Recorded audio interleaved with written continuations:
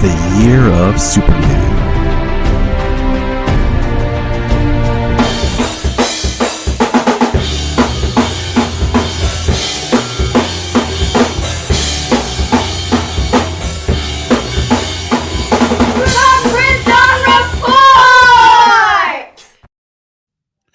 Welcome to the Krypton Report podcast. I'm your host, Tyler, the Superman of Blue. And with me today is a special guest, a man who needs really no introduction, legendary DC editor, Mr. Mike Carlin. Thank you for joining me today. I guess I'm the Superman in red. That's usually my buddy James Cole. So that's how we started doing our thing, and that's cool. Yeah, we it's kind of become our thing. Me and him developed over time. So I'm glad people have seemed to embrace that old thing. You know, there's still some haters out there, but boy, I'm glad the internet was not quite as fully formed back then. You know, I've come around to a lot of things, and one thing I've thought about and I've noticed is I wonder, okay, and I guess you're the perfect person to kind of pitch this to, would be if you had done the electric Superman shortly after he came back from the death, as if that was a fallout of the death. I think maybe it might have held on, like people would have looked at it differently. Possible, although I think that already having done a year without Superman and a bunch of other guys walking around saying they were Superman, it would have been kind of too soon to not have some Superman adventures, you know? Yeah. Some classic Superman. And probably more realistically, we hadn't had the idea yet. It's, you know, what's funny is that comic, that idea, like my quick history with it is when I was a kid, there wasn't any comic shops for the longest time. There was a spinner rack where my dad would get pieces of his uniform, and it didn't always have a lot of comics, or by the time I would get there, you know, they've been picked through. And it wasn't till there was a toy of Superman I bought that had an Action Comics in it that kind of was like Superman recounting like all these events that had happened since like his death, and like it kind of took you through, or before his death and everything up to, and that's how I learned about the electric. And then the first actual issue I got was the 3D cover of the Superman Red, Superman Blue special. Cool. My brother and I found it at a shop, and we were like, "What is this?" And I still have it. Like it's one that survived all my moves and everything. So it's one of my favorites. My experience with that story is so, you know, it's really just that I'm older than everybody else here, and it has to be the Superman that you first encountered for you to really embrace it, to really love it. And that's the way everything is. That's the way every Superman is. That's the way, you know, like George Reeves is my kind of Superman. Actually, his Clark Kent is my Clark Kent. And Christopher Reeve was okay because I was still in my teens when that happened. And then, you know, the other guys that come along, they're good. They're all best if the story around them is good. But it's just like people are like fanatical for Henry Cavill. They're fanatical for, you know, even Dean Cain has his followers that are just like rabid for only Dean Cain. Tyler Hoechlin got a lot of great support in the last couple of years. But it's whoever your first Superman is, that's your greatest Superman, and that there's nothing wrong with that. That's the way it should be. I agree. I'm interested to see, because my kids have really latched on and really loved my adventures with Superman. They would get more excited about watching it. Like my son at times would be like, "Dad, it's Friday, new My Adventures." You know, before I even have a chance to say anything. And, you know, they've watched Henry's Superman. They've watched Tyler's Superman. But I'm wondering if the one that they were going to latch onto will be, you know, coming up in the new film. I'm interested just because they've been exposed to all of them, you know. I had the pleasure. I haven't decided when this episode's coming out yet. So because I'm doing some things. But I got to interview David Wilson, who played Superman for the musical, and I told him, I said, to me, you're one of the forgotten Supermen, almost like Yeah, Kirk Allen. To a lot of people, Kirk Allen, they don't know who that is, right. Um, Well, what so about Bud Collyer? Have some Bud Collyer on top of that. You I know, mean, he was the radio Superman who then did the voice in the Fleischer cartoons. I think, and he did the cartoons, some of the cartoons too.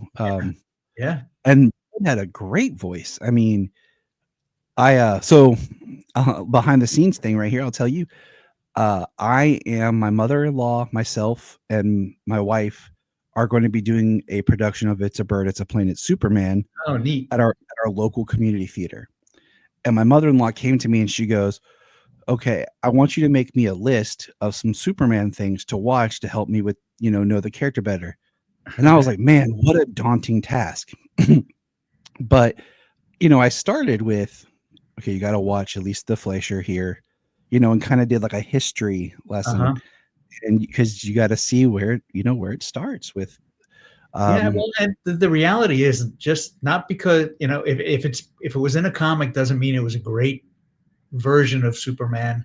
If it's on TV, it doesn't mean it's the perfect version either. You do still have to have some kind of real sensibility about it, and I have my opinions about, the Man of Steel movie and Superman Returns and all that stuff. But I also had my opinion about my adventures with Superman because it was my job to have an opinion about it more than anything.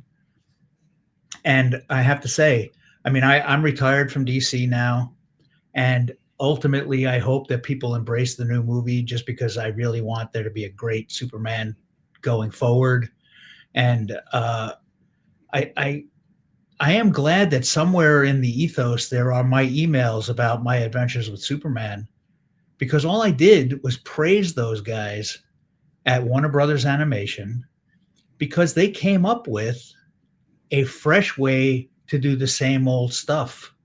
And it really, there's some changes, but there's not wholesale arbitrary changes. And it's a fresh take, and obviously it connects with the kid, and it's the kind of thing that I don't think pisses off the old time, fan. But at the same time, it's just like it just feels alive, and that's what Yeah. any of these things should be striving for, and I think James Gunn brings a lot of that kind of attitude to his work in general, because who cares about Peacemaker?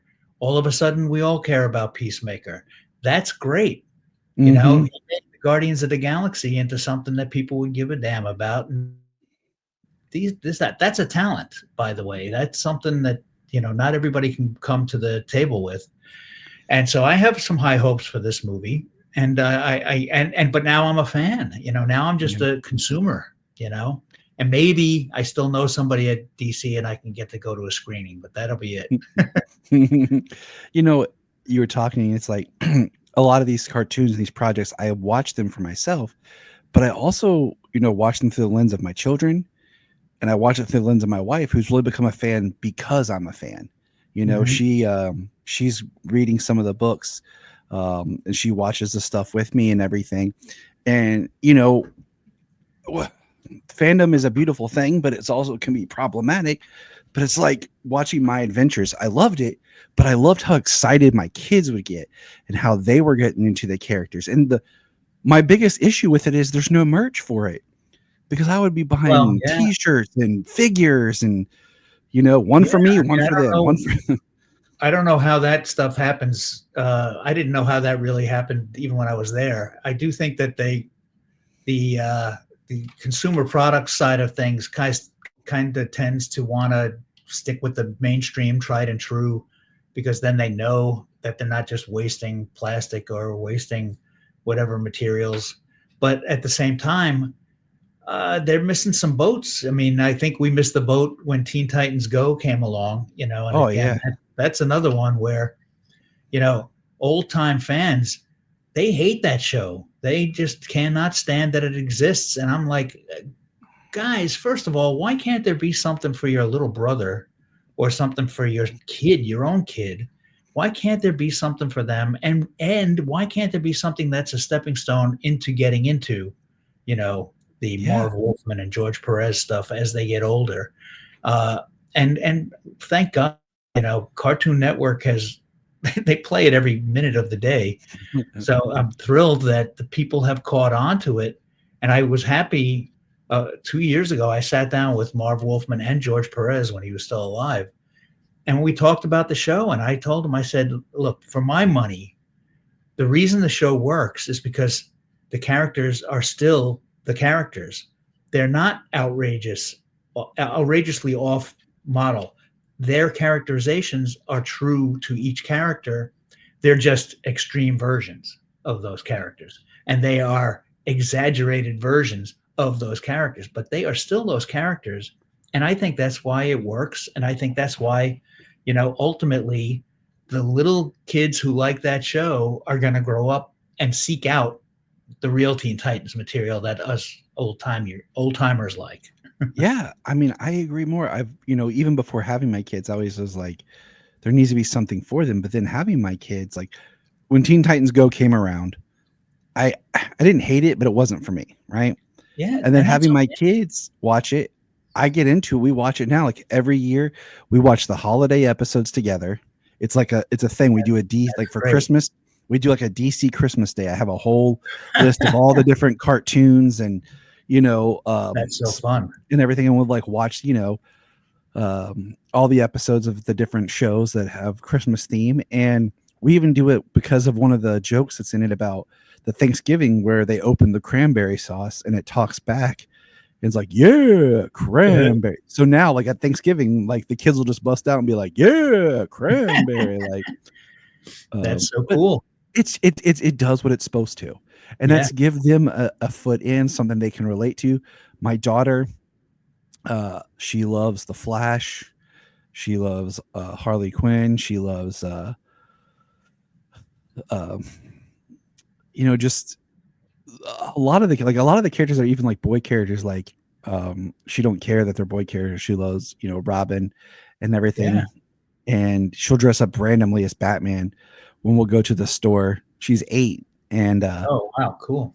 and I'll be like, "Hey, we're going to go to Walmart." She'll come downstairs like in Batman gear. Like, let's go. I'm like, okay. I took them this past summer. We went, or no, in September, to see Batman Forever on the big screen, Uh-huh.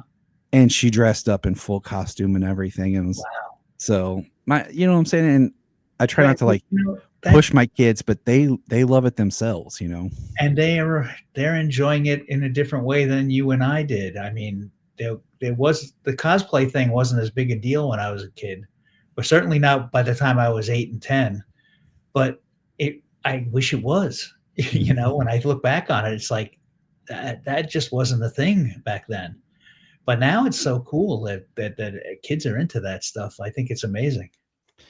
It is amazing, and you know, I look back and I'm like, man, where did my fandom start? And I look back at like their stuff. Like I introduce them if they want, if they like it, they like it. If they don't, they don't. And I think that's what's Yeah, important. I'm not pushing it, and they come around to things.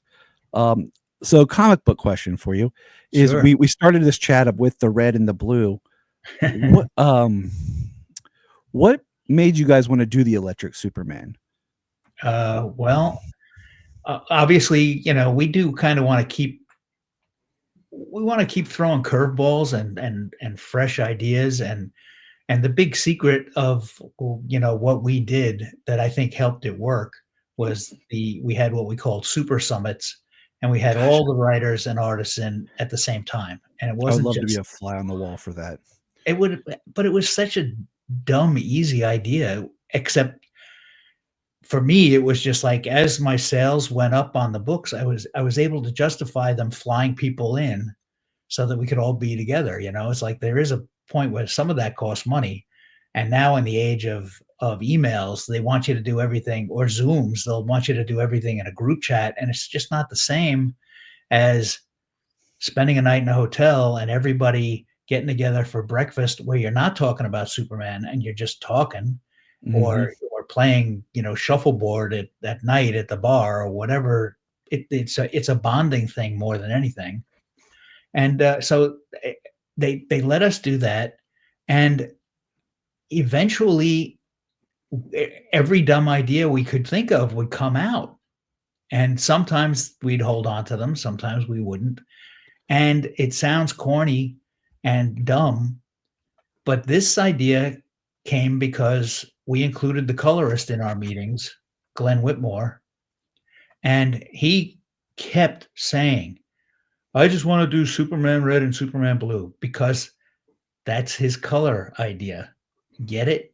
Mm. But that was it. Now he's not a guy who sits there contributing a lot of ideas because that was not expected of him. But at the same time, we all were old enough to know and remember the original Superman red and Superman blue storyline. So there was nothing wrong with doing that idea. We embraced the Mm. term more than anything. Yeah. Superman red and Superman blue was a thing to us. So let's try to make that a thing for somebody else. And the fact that it became Superman, his powers are out of control and he's dispersing basically into the universe. The fact that Lex Luthor had to build the suit that contained him and held him together was the big twist. It's like now you have to work with your most hated enemy who has done nothing but try to kill you. And it's like, here he is saving you. He may have his reasons for that, and that comes out in the story. But Mm. everybody in the room kind of saw the potential for this to be interesting for a little while. And I was getting at the big secret of our room was that we would always just try to have the ending of the story as well. So that whole thing got figured out at one meeting, and everybody came and did their pieces and made a nice little puzzle out of it. And like I said, if there was an internet, we would have been destroyed. People would have hated us to death out loud, and it would have been terrible. But now, when we were working on the animation, all I keep hearing from people is that they want us to do an animated movie of the Superman red and Superman blue, just because it won't be more of the same, and so it'll be something that they haven't seen before. And I it's think like, that's good. yeah, I think it just comes back to like what we were saying earlier is, that era of when that happened in the comics, that's part of my childhood. I'm now an adult who Mhm. can speak their mind, and I'm saying, "Hey, I'd like to see this," Yeah. And I think that's just what comes around because you do want to do something fresh and unique. And with the animated movies, you guys had the opportunity to do certain things. And that was one of the things I wanted to talk to you about because I've been a big fan of these animated movies since they started. Um, so I'd like to ask, when did you join that side of Well, DC? that's the big secret. All the stuff that everybody loves kinda might have happened before I got there. The, obviously, Batman the Animated Series happened in the '90s, and I was still doing the comics. And all the way through the first, feature-length movie, well, the Mask of the Phantasm is to me the best Batman movie made, live action or not. I want to tell you a And, quick story, real uh quick. So oh, I was blessed. I was able to see that in the theaters. Okay, when it mhm. came out first round. Back in 2023, they put it back in theaters for Batman Day. Yeah. I Mhm. took my kids and I Ah, was sweet. sitting in the theater and so me and my daughter and son and my best friend did a triple feature. So we did Batman Returns, Mask of the Phantasm. But we watched Mask of the Phantasm first, and I was sitting in the theater and I turned to watch my kid's face when the Phantasm takes her mask off. And my daughter's face of, oh my gosh, like just surprise and shock. I mean, it was one of those moments you remember in the theater of just That's being the best. excited. And I was like, man, it was just a great experience to have with them. It's a great movie, and, so I joined the group, right at the end of 2010 and, Okay. beginning of 2011, and, I mean, the big secret for me is that, I mean, I worked hard on the comic books. I feel like that would be it was becoming a never-ending battle. It was really a treadmill that I was on. And it's hard. It's just hard to be the guy who hires the writers, hires the artists, fires the writers, fires the artists, worries about deadlines, keeps track of schedules and all that stuff. And it's really just got to go through you and maybe an assistant or an associate editor. and it just wears you down. And I did that counting my Marvel years for already like 30 years already. It was like a lot. So uh, I got this opportunity to do the liaison, and they called it the director of animation, but I really was kind of there as more of a story editor. And the real secret is that Warner Brothers Animation all love our characters as much or more than we do, and they're not sitting there looking to screw them up or to just put their own stink on it just to ruin the characters or anything. They really love the characters and they know the material. So the extent of my job, I wasn't hiring artists anymore. I wasn't, worrying about deadlines. So I was able to just work on the stories. And even there, it was just like there wasn't a lot to do except to say, well, this guy might not do what you want him to do here, but maybe this other character will fit that. And I was there to kind of help along the stuff with a knowledge of maybe the whole DC universe, or the ability to get them some character that they didn't think they could get or whatever. So it was just like it really was kind of, I don't want to say it was an easy job, because it's still, I kind of had a jump whenever they sent me a script. When I was an editor, I kind of knew the schedule, so I knew basically when things were coming in. This was now a job where I didn't know day to day how many scripts I was going to get at once, or maybe nothing for a couple of days, and it was just kind of just like jumping out of my skin the minute something showed up, because I didn't want DC to be the holdup on any animated stuff, and we never were. So that was a great thing.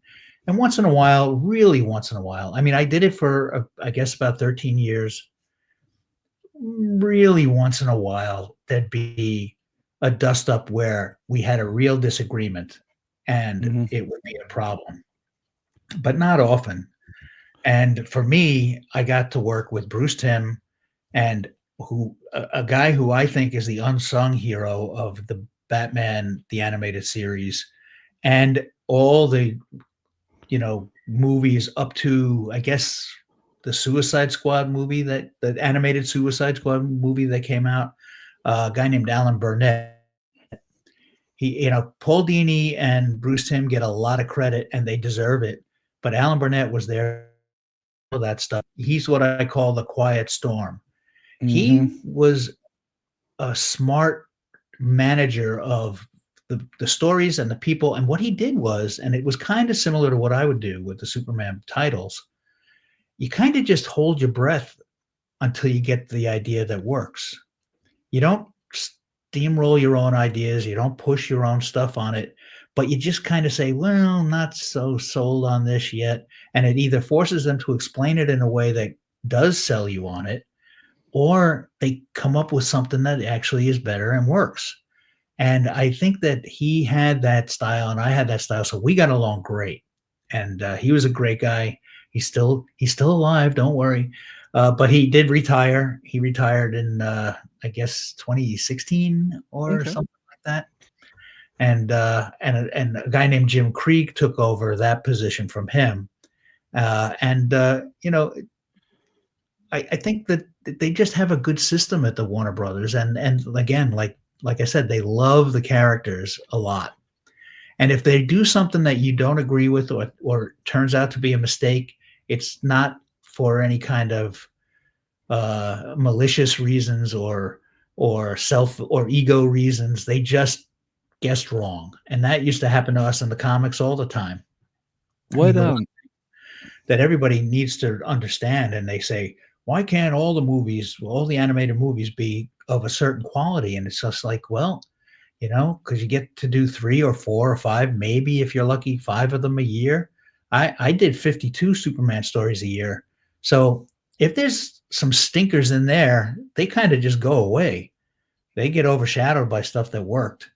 And if they do a stinker or two, it's like that's 1/4 of the output, Yeah. and that's like that. It really doesn't help.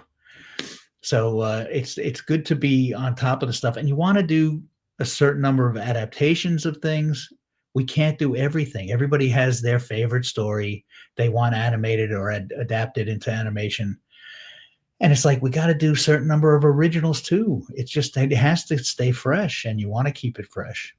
And so it was fun to work on these movies. I have to say, the other thing that Warner Animation does that I think is smart, especially if you compare it to the no offense to Marvel animation, but DC's animation is a stronger thing. It was stronger before I got there, and everybody seems to think that. So I'm not just saying that because I worked there.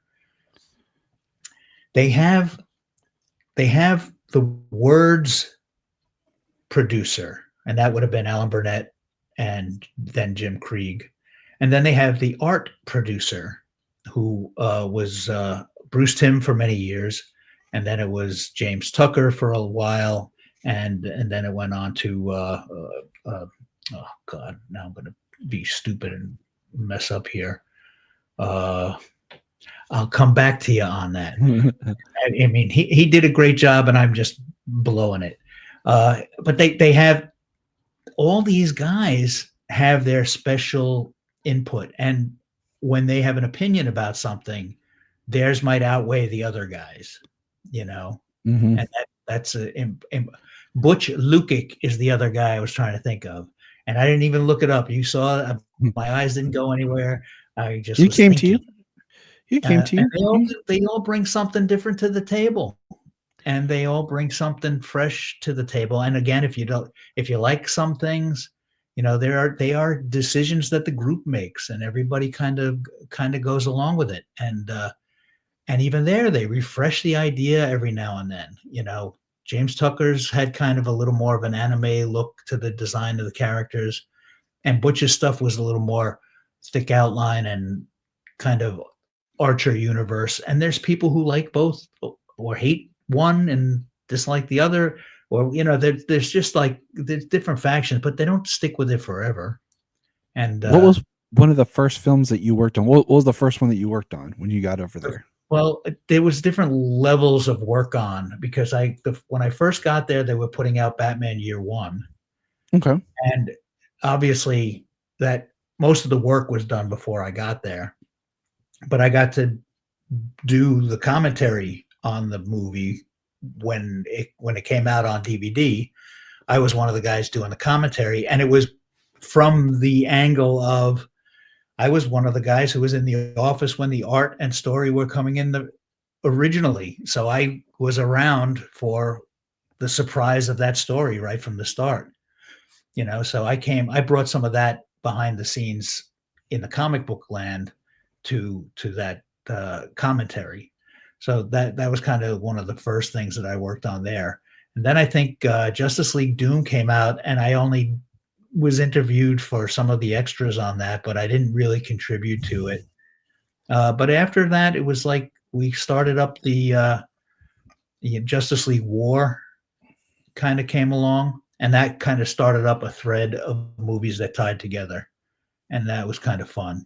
And that I like when you tied them together. My question for you with those was, when you were making those films, when did you decide which ones you wanted to incorporate? Like you did Hush, and you did Teen Titans, the Judas Contract. Yeah. When did you decide that you wanted to take those stories? Like, how did that work with making them part of the continuity compared to making them standalone films?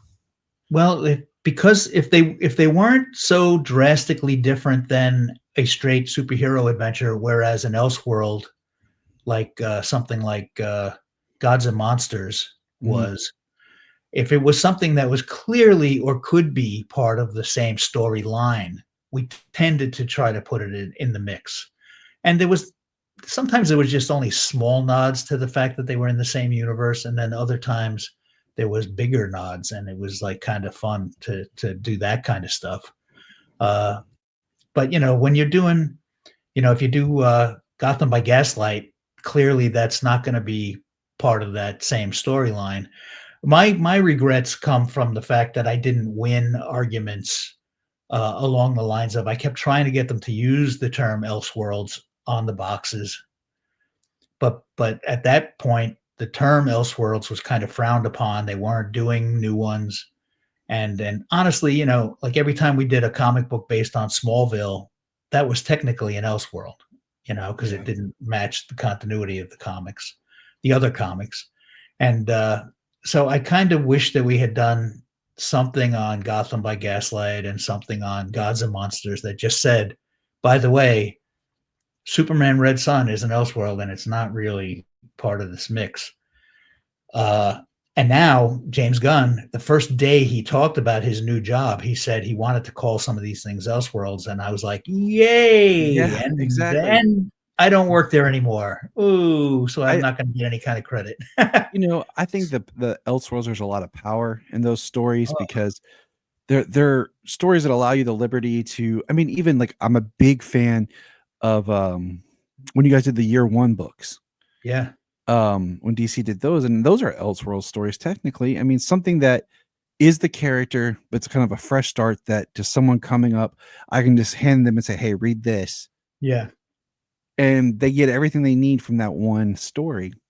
right. But Um I mean, the thing about the Elseworlds for the creators is just that you can anything goes as long as it's uh, true to the character you're creating in that universe. And then the beauty is you don't have to live with it, mhm, you know, because in the regular continuity of the comics, you kind of have to follow up on it. Or if you don't, you get called out on it. And now the continuity is so screwy that people are getting called out on everything. And the readers are not wrong to, you know, continuity, you know, it's a double-edged sword. It's kind of a necessary evil after a mhm, while. And that was one of the reasons why I invented those triangle numbers on the covers of the Superman books, was just so that people could keep track of what went where, mhm, and so that I could keep track. I couldn't keep track after a while. It was like I was losing, you know, I knew the order of how the books came out, but it's still, if I had to go back 2 years to find something, it was just hard to find where it fit. mhm. So I wish that was the other regret I had on the animated movies, was I think the boxes, you know, for the entire run of the Justice League War universe that went through, I guess, Justice League Dark Side War, Mhm.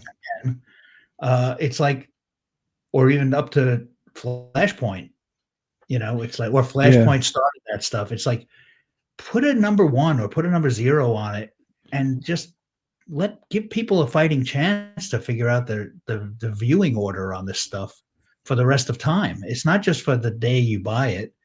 Yeah. It's for the fact, and now that everybody's streaming everything, it's like if you want to go to Max and you want to see the stuff and watch it in some kind of order, there's nobody telling you the order of the stuff.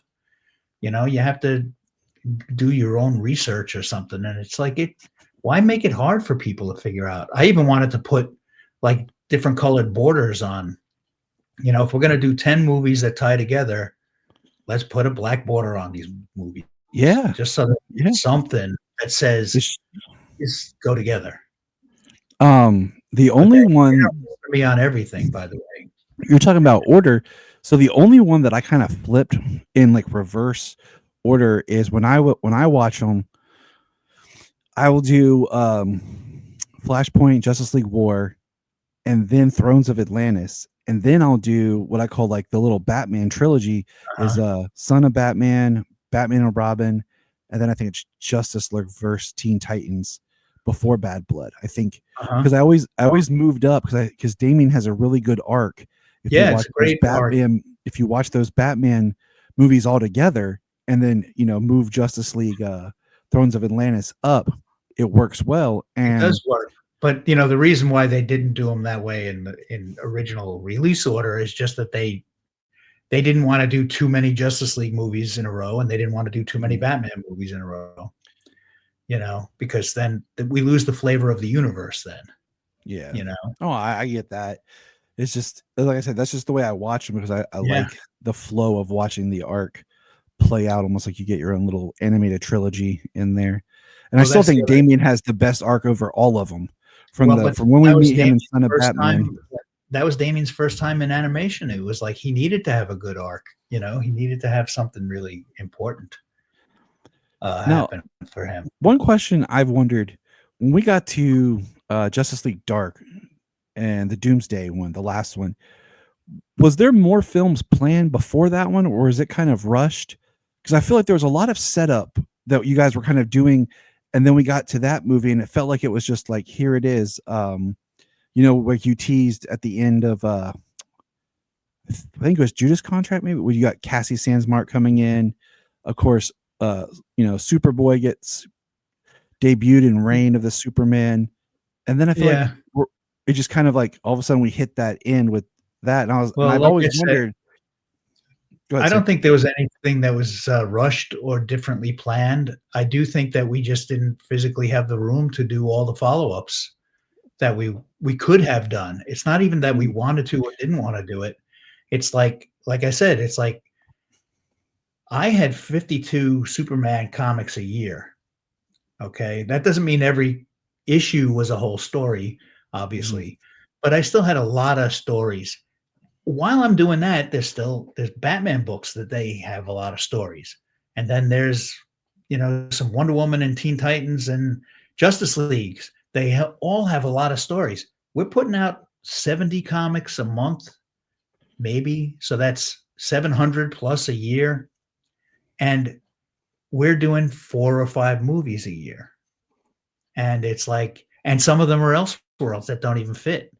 So we didn't have room for all of that stuff. It really was just a physical space thing, and you just had to know that, for your money, you knew that there was going to be a Wonder Girl coming along.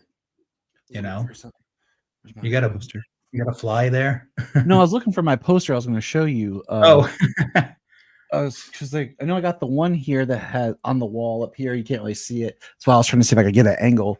I got at a comic shop that was has your signature on it. I was ooh, gonna I think you sent me yeah, I did before. I was earlier. gonna show you. It's hanging on my ceiling. But I was gonna see. I had some more. I have so many pictures and posters. I used to have a. I just as I was looking for it, I remembered I had the Justice League War poster, and I Uh-huh. had all the creators had signed it, and it Oh, got sweet. damaged. So Oh, I was like, wait, that one was one that got damaged, and well, I got to tell you, we just out here in LA, we just had the worst month ever. oh, I know. Uh, Mm, and honestly, I mean, I know some people who literally have lost everything, and when you hear them say, my whole comic collection from when I was a kid in the '60s is gone. It's just gone now. And I mean, I don't have all of my old comics anymore, but I have, I have some original art, and it's like it's making me think. It's like, is it dangerous to have this stuff, or should I just be putting it somewhere or getting rid of it and selling it or something? I don't know. I don't know. It would be heartbreaking if my house burned down to start with, yeah. but it would be really bad to lose things that are just so important to so many people besides me. You know, Hmm. Forget the photo albums. It's like it's a crazy thing. It just makes you think about a lot of stuff, and it's a weird time. And I think about all that stuff that we value. It's like, I'm not going to remember to grab if I have to bug out. Am I going to remember to grab this little tiny book of Superman covers that I have that Jerry Siegel signed for me? Do I even know where it is? I do, but am I grabbing it or am I grabbing the dog? Yeah. It's like that. I don't want to think like that, but I have to now. It's like, this was a bad, crazy couple of weeks. I'm glad you're okay, and obviously you're Yes. home So, safe. so So I wouldn't be here if the house was gone. I have to say, I would have skipped this podcast opportunity. No offense to you. no, no, totally. Wise choice. That would be a wise choice. But it has been. I know I've seen people, and my heart breaks for them. Yeah. It's crazy because we've had. I'm in Ohio, and right now it's -4 degrees. Oy. So, and we're supposed to have a huge drop tonight. Oy, And then, oy, oy. out west, you guys have been Well, dealing stay with the warm, man. fires, and it's just Well, It's been for something. us here, obviously, we haven't had enough rain, and that's what's making this worse. The winds have been really bad, but the fact that everything's so dry just makes the wind spread the fire faster, and it's like it's very dangerous. But I also was born in New York. I lived in New York my whole life up until when I moved here, and I cannot stand the cold weather. No offense. It hurts my knuckles, my Mm. hands, the skin cracks from the cold. I can't take it. I don't like it. I don't think I'm ever going to go back. Maybe I'll visit, but In the it's summer. well, in the summer, it's the humidity is outrageous, and it's like it's this whole other oven thing. It's the opposite. And as a chubby fellow, I don't need to be sweating all over the place, if you don't mind. Oh no, I right there with you. Um, are there Superman stories as a editor and writer that you never got to tell that you wish you would have had the opportunity to bring to the page? Like that you There still was have a like floating in your head. You're like, Well, oh man, I I wish have I a would have had couple of that for me. Elseworld ideas that I will float in my head until maybe I talk to somebody and see if they wanna do them. Now, theoretically, I could write some of them if I wanted to. There's not a lot of ideas that I wanted to do for Superman because I didn't think I shouldn't be dictating the stories to the guys who have to spend their next year with it, and because then the heart won't be in it. They have to have their heart in it, and there were certain things that I would push for and certain things that I would interject and insist on, but it wasn't the same as coming up with stories. And Mm. it was important because of those super summits to have the guys show up and say, "Here's the story I've been dying to do," or "What do you think of this, guys? I like this idea," and they would put it out there, and it would be just like, if enough people were into it because they were connected, we had a story that we put up on the charts. I used to draw boxes for every issue on the wall, and I would write what was going to stick and what wasn't. So I was the guy. It was supposed to only be me writing on the wall, but every now and then Jurgens and Bogdanov would get in there and start messing up my charts. But I didn't do that, but I did when I was a supervisor, I did kind of the same thing when I was the executive editor. I had story ideas that I would have liked to have done, but if the teams didn't embrace it, I wasn't gonna force it. Like, I wanted to do a storyline, for Wildcat where he kind of has a gambling problem, and he was kind of you know, a Pete Rose kinda character as far as the I can boxing see that. world goes. I can And see it that. could have been a good story, and it could have been a redemption story, or it could have been a real failure for him too. It wasn't my story to do, so I never pushed it. I also wanted to do a story where, and maybe this was more personal for me, but I wanted to do a character like Wonder Girl who was actually gaining weight as the stories went on, and it was just not a big thing, but maybe there would be a character who would harp on it and bully her about it. And and then I don't know how you get out of that, but it's just something that adds a little different flavor. And not every character you know, is born in shape. I remember they did some of that with Blue Beetle for a while, and I thought that was really clever and fun because it's like that's let's do stuff that people deal with. And yeah, they're super powered or they're superheroes or they're in that universe, but they still have to do the stuff that we have to deal with. So I would have those ideas, and if they didn't embrace it, it was no big deal. I always figured my way of looking at everything was always like, if you have an idea, you gotta believe that there's 100 other ideas coming behind it. Because if you don't, then you only have one idea, then you really shouldn't be there Yeah. because you just have to have a lot of ideas because it is a never ending battle. You're talking about the gaining weight character. I came up with a character, and it was like a speedster character who was a heavier person, and the idea was that his body retained energy, through fat and everything, because when he would use his powers, it was burning through it.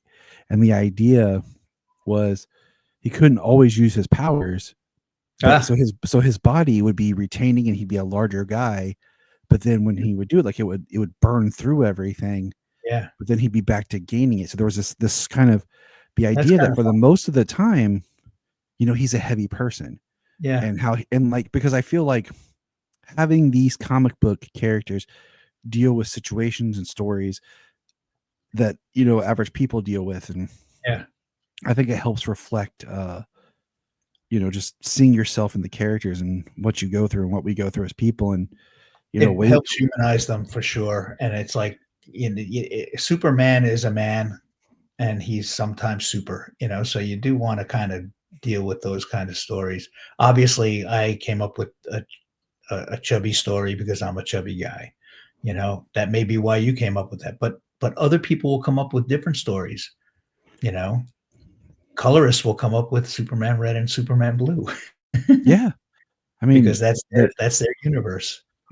it's yeah, it's what they deal with and what they see, and, I created my own original character, um, based on experiences I had working with kids. My current job right now is I work, for Child Protective Services, and Mhm. I took a bunch of my old comics to our room that we have for, like, when kids come, if they have to stay until we can find placement or visiting.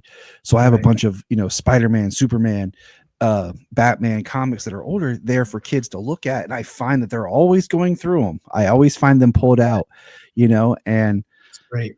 they're very inspirational, like watching these Yeah. kids and the stories that they go through, and being able to relay those type of messages to kids, so when they see these stories that reflect themselves, I think is an important thing. So Yeah, I mean, look, the story how many orphans do we have in the comics, It's like it's definitely something that they can identify with.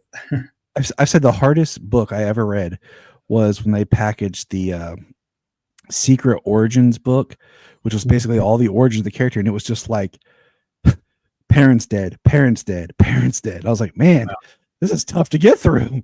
It Like, is, it's hard, but that's something that forces people to kinda grow up fast, and, sometimes that's, the bad guy's origin, and sometimes that's the good guy's origin. I mean, look at the Disney movies. There's a lot of dead parents in those cartoons as well. I know, and as a parent, you just kinda get scared a little, like, oh, You hey, start looking behind you. Yeah. yeah, Look like, out. what are you doing? Uh, Now we're at a weird spot with DC animation. The last release was Watchmen Chapter 2, Yep. and we're supposed to get, I think, Aztec Batman or something. It's kind of like a Elseworlds, but other than that, we don't have anything like coming up, and it's actually Well, been kind of sad. there are things coming up, you just haven't heard about them yet. I hope And so and because honestly, I'm not in the loop anymore because 'cause I've been out of DC for a year and a half at this point. Now, that means that I was involved all the way through The Watchmen to a degree. I read the scripts for those, and I was involved in the story editing on those. And I was involved in the Aztec one. I wasn't there long enough to see any from it, how that played out, but that is an Elseworld. I hope they label it as one. But now, James Gunn is saying he's in charge of all the animation as well as the films, and that I think could be a great thing. Uh, Obviously, we just sat through Creature Commandos was the first thing that they did that I didn't read any scripts on, and it was like partly because I think James Gunn wanted to keep them secret because they were yeah, there right before I left, but it was like they didn't need to hear from a guy who was leaving, that's for sure. So, I understand that, and I know of some other movies that are coming that you don't know about that I read scripts on. So that should be as long as they stick with them, they should come out. Uh, I just I was always happy, like looking forward to those. Like, first it was like one a year, then it was like two a yeah, year, then it got to be about four a year, and it was exciting. Like, it was always I became a first day purchaser, yeah, and I have them all. The only ones I I don't have believe yet is you. I haven't bought the Watchmen physical discs because I was waiting to see if they packaged it together. Because I Well, I like mean, again, I don't know anything official, but the past says that they probably will. that's my thought. That's Their why I pasts. haven't bought that yet, but I have them all. Like I have them all on my shelf, and I enjoy watching them and taking them out and watching them with the kids, and they're Yeah, a great thing to have. there's a lot of fun stuff in them and about them, and then there's things that I'm not crazy about, but that's okay. They can't all be 100% what I expect them to be. And Mhm. I never, when I was the executive editor at DC, I didn't expect every book to reflect my taste. It's like if I'm doing Superman and we're publishing Lobo at the same time, there's no way it can be an even equivalency. It just can't Mhm. be that. It has to be somebody else's sensibility on this. And then it's just a question of, is this filling a niche in our publishing plan that hopefully, we cover a lot of bases because people can't buy every comic. They can't even buy every movie at this point. Yeah. They're too expensive, so it's like you gotta kind of just have the choice be there and have the variety there. A lot of people for years they say, "How come all you do is put out Batman movies?" And it's like, it I don't even know how you can even ask that question because it's so obvious. If the only thing you buy are Batman movies, that's all they're gonna put out is Batman movies. Yeah. That's a marketing thing, that's basic. So if you put out a Superman movie and you just ignore it, and that's not even a question of whether there's quality or not, because people don't even try them, Yeah. and it's like, it's tough. So it has to be Justice League or Batman, and Justice League is where we would sneak in stories about Wonder Woman and Superman and Supergirl and things like that. We had to kind of trick people into thinking that these characters were not that the story wasn't about Wonder Woman, but it really was. Yeah, Well, it's sad about that because it is. the first solo Wonder Woman movie that DC put out, the animated one, was amazing. Yeah. And um Well, we did another one. We did one called, I think, Bloodlines or mhm. something like that. Yes, sir. And it was okay. It wasn't the greatest story ever done, but it wasn't the worst thing ever done either. But then when we did something that ended up being called Justice Society, World War II, Mhm. it was a Wonder Woman story, and they didn't let it be that. Now, on the box art, I was a big part of convincing them to have Wonder Woman be big and central. But my biggest victory there was I told them to spell Wonder Woman. I told them to spell World War II in Wonder Woman's logo font. So it says Justice Society, which is like, it's not really Justice League. Do people even know what a Justice Society is? I don't think so. But World War II with Wonder Woman's curly W's was a great idea. Oh, it was totally. And the fact that they went with it was a victory of mine. That was Small. a good movie. I like that movie. I thought it was really good. I liked it too because it was very, Flash centric too, and I Yeah. really liked the Flash and Well, Flash had to be important for him to matter when we got to the Crisis. which was It was like which important. his story was good. With basically living his whole life, uh just him and his wife in the Yeah. Speed Force, basically, completing the work in a fraction of time when everyone else is. It was Yep. heartbreaking, but good Well, stuff. I like so many things. I'm glad I like that our War World, which I don't think everybody liked it, but I liked the War World movie because it wasn't just another here's a battle arena Hmm. where everybody fights and that's been done in Thor movies, that's been done everywhere. It's just it's old news. And it's like by doing three separate places and you find out that it was all just a mind screw, and it just was like it was so much fun to do that movie, because it had a lot of flavor and it had a lot of different flavors, and it was like really fun to do. And then the Yeah. back part like tied it together when you saw Lobo again, and then Yeah. uh, and you're like, oh wait, okay, I know where we are now. I know what's going on. But you also got to see Warlord for no reason except that it's fun to see Yeah, Warlord.